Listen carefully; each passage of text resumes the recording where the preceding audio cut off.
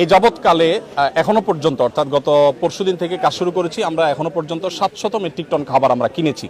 তার সবগুলো এসে পৌঁছায়নি, যেগুলো এসেছে আমরা সেগুলো আজকে কাজ শেষ করছি। এখানে প্রায় 2000 স্বেচ্ছাসেবক এসেছেন। এর মধ্যে ঢাকা বিশ্ববিদ্যালয়ের প্রফেসর আছেন, আমি ব্যক্তিগতভাবে দেখেছি, চিনেছি।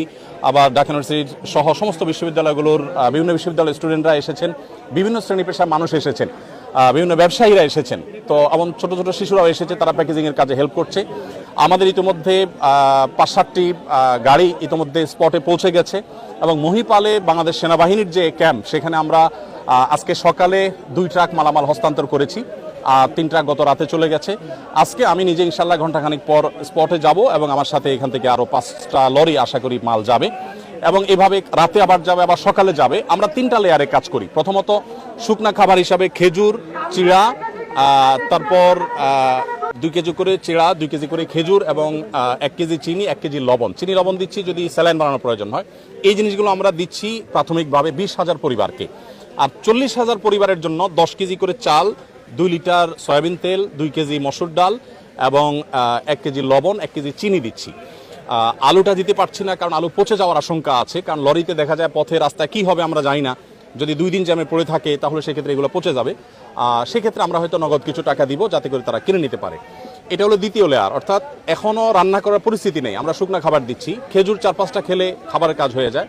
সেই সাথে আমরা একটু পানি শুকোতে শুরু করলে কাল বা পরশু সকাল থেকে আমরা চাল ডাল সহ ভারী খাবার দেব। এরপর তারা যখন ঘরবাড়িতে যাবেন তখন আমরা 25 কেজি করে চাল ইনশাআল্লাহ আশা করছি যে আমরা 20,000 পরিবারকে দেব।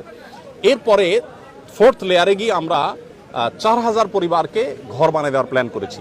পরিপূর্ণ ঘর বানাতে না পারলেও 4 বান করে টিন এবং কিছু নগদ টাকা 10 বা 20,000 টাকা, যেটি আমাদের সুযোগ আমরা এটা দেবো। এখনো পর্যন্ত আমাদের কাছে ফান্ড এসে সব পৌঁছায়নি। আলহামদুলিল্লাহ গত 24 ঘন্টার ভিতরে প্রায় 3 লক্ষ মানুষ আমাদেরকে অনলাইনে ডোনেশন করেছেন। এর ভিতরে 1 টাকা, 5 টাকা, 10 টাকা সব রকমের আছে। এই সর্বসাধারণের দানের টাকা আমাদের কাজগুলো চলছে। আমরা সিলেটের বন্যা, 22-এর বন্যায় প্রায় 18 কোটি টাকা আমরা খরচ করেছি এবং এর মধ্যে 1000 মেট্রিক টন খাবার ছিল, 1000 ঘর নির্মাণ করেছি, 1000 কৃষককে আমরা 5,000 করে টাকা দিয়েছি। তো আলহামদুলিল্লাহ এবার আমরা আশা করছি যে সেটা আরও ব্যাপকভাবে করব, কারণ বন্যা পরিস্থিতি অত্যন্ত ভয়াবহ। প্রতিনিয়ত আমাদের কাছে সাহায্যের জন্য মানুষ আসছে, রাত দিন আমাদের কর্মীরা কাজ করছেন, সর্বস্তরের মানুষ এখানে এসে কাজ করছেন। আমি আপনাদের মাধ্যমে উদাত্ত আহ্বান করতে চাই আমাদের দেশের সর্বস্তরের মানুষকে। আমাদের দেশে মানুষ একে অন্যের বিপদে ঝাঁপিয়ে পড়েন, এর পূর্বে আমরা বিভিন্ন সময় দেখেছি। এবারও আশা করি যে এই বন্যায় আমরা প্রত্যেকে যার যার সাধ্য অনুযায়ী আমাদের আশেপাশে থাকা আমাদের জানাশোনা মানুষগুলোর পাশে আমরা দাঁড়াবো এবং সবাই যদি সম্মিলিতভাবে আমরা প্রচেষ্টা করি, জাতীয় দুর্যোগ মোকাবেলা করা কোনো ব্যাপার না ইনশাআল্লাহ বিদিনিল্লাহ। 40 বা 50 লক্ষ মানুষ আক্রান্ত, সেখানে আমরা বাকি 18-18.5 কোটি মানুষ যদি জেগে যাই ইনশাআল্লাহ এটা